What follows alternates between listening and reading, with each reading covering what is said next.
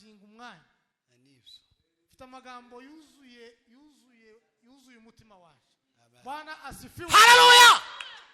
Moses naje kuri piano gatoya Yashitse ndabyinana namwe. Bwana asifiwe. Amen.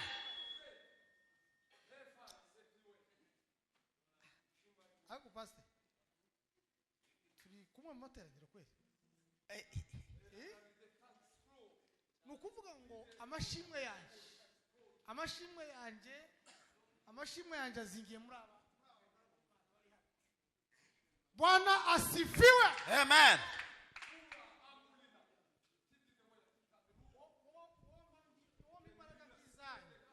Uwo imbaraga nkizanyu kandi Imana ikaba ngigorora amaguru yanjye nanjye ngo mbyine nkama. Kubita umukunga papa, kubita umukunga Epitre. kubita umukunga data, kubita umukunga. Witonde papa, utangire witonze.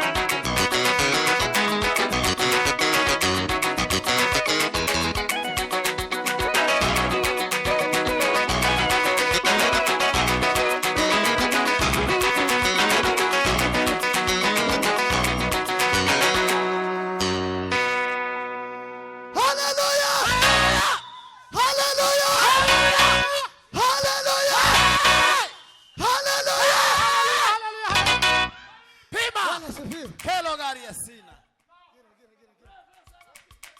Ababwiriza nyabo.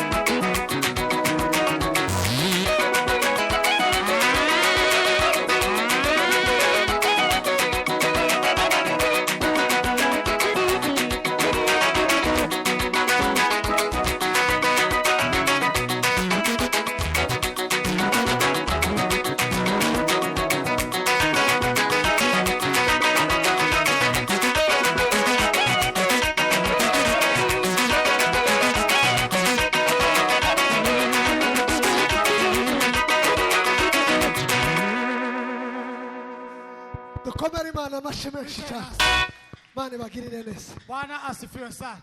Imana ibahereze umugisha. Nibwo bwanje bwa mbere naniwe kwiyegereza amateraniro. Kandi aha hariho basirentanda, hari abarevera basiniya banje. Ndabizi amanota mu mbereza yose. Nanyenyekea mbele zenu. Ciye bugufi rwose ndabizi ko amanota mfite nk'abiri ku 10 ariko mwihangane. Bwana asifiwe.